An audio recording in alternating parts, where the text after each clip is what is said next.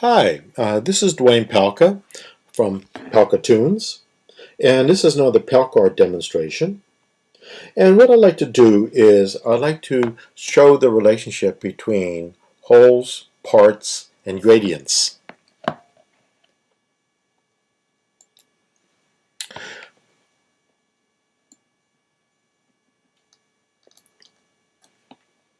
The ultimate intention is to take the head of Heidi here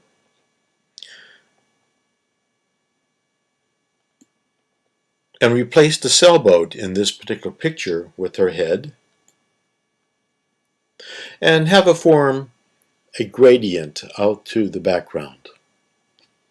So I will show you how to do that. First of all, I have to go and show you some basic relationships here. I'm going to draw a rough shape.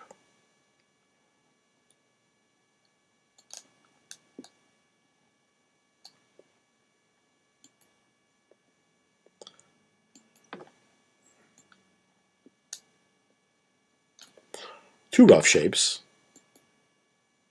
And the second shape overlaps the first shape. So I'm going to use the second shape as a hole into the first shape. Now if I hold down the control key and click on the underlying shape, I can hold down the option key now and I can move that shape around. I could also do that with the moves in the menus too.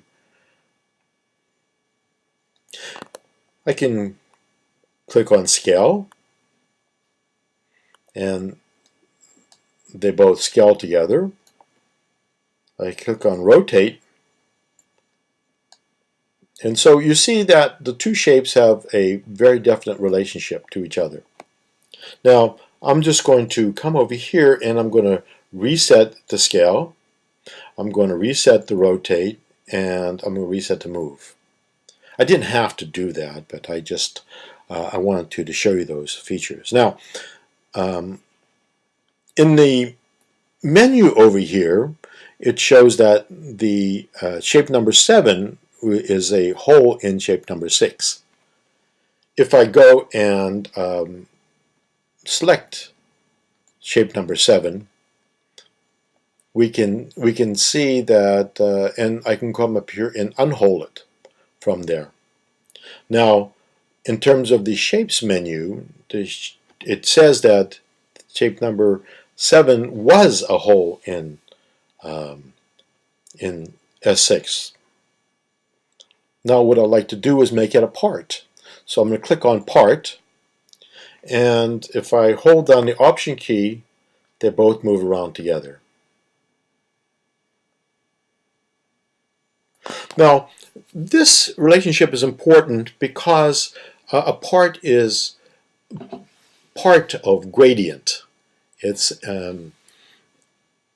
gradient is created by two shapes that are parted together. So whenever I click on gradient, then the two shapes are parted with a special relationship besides that. But right now what I'm going to do is I'm going to unpart that.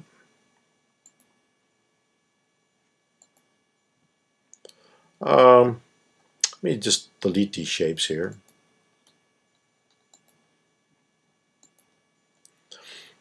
And I'm going to move into what we said we're going to do in the first place. So let's zoom into Heidi.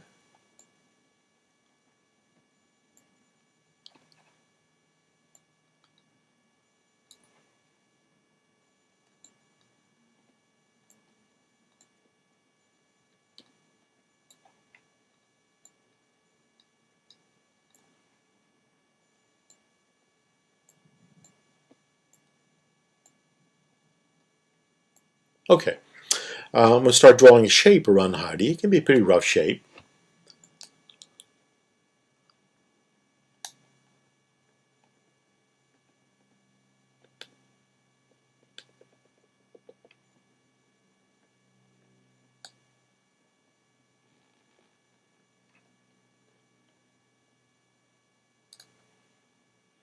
I'm going to say a pen shape. Now I'm just going to not show the picture anymore. I'm going to come up here and duplicate that shape. I duplicate the shape, and since I had drop shadow on, you notice that the drop shadow increased in intensity. So we have two shapes creating the drop shadow instead of just one. The top shape is selected, so I'm going to scale it.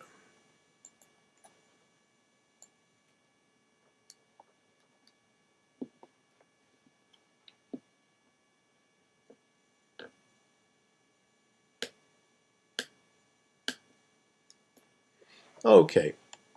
Now, when I hit the gradient button, what's going to happen is that the top shape is going to become invisible. Let me just do this first. Let me scale this whole thing up. Okay, and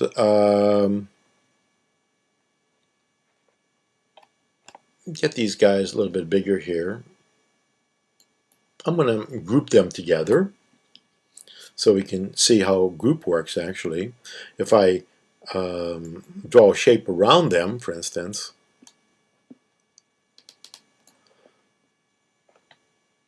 I'm going to do that shape as a selection, and I'm going to append that shape. So we've got a shape that's surrounding those two. And I'm going to click on Group. So now, if I have Group selected, you'll notice that the menu over here has these two guys in the group. Okay. And if I have the group selected, then I can do a scale and scale both of these shapes up. Whoa! And they both scale up together. So I'm doing this before I even make it a part. I'm going to get rid of the that drawn shape. We don't need them anymore. I'm going to select the shape that's on top here, and I'm going to make him a gradient. So the gradient is on the bottom shape. And if you look at the shapes menu, you can see that the top shape was made invisible. And if I select him, you can't see him in terms of a selection. If I made him visible, then you'll see that he's just viewed as a selection. But selecting this and holding on the Option key, you notice that I can move Heidi around as I wish.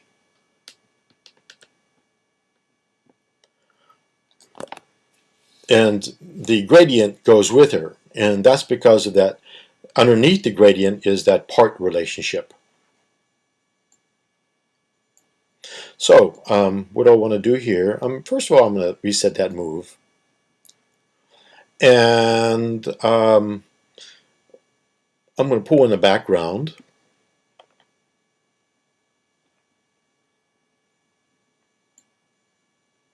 Whoops, got to show picked. Pull in the background. And we're pretty much done here. I can turn off the. I can not show the red line because I've done that, and I've pretty much completed the task. One more thing that I like to do is I like to show that I can actually edit this picture, even though edit this picture in terms of the gradient. So what I'm going to do is make that gradient visible, and make it visible. I'm going to change the scale of it. I've got scale selected here. So in terms of changing the scale of it, I'm going to take the scale down.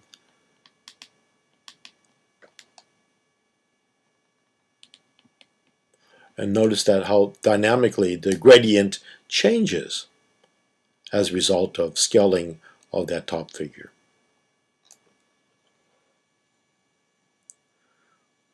I'm going to turn off his visibility again, and we can see the picture. Okay, thank you very much.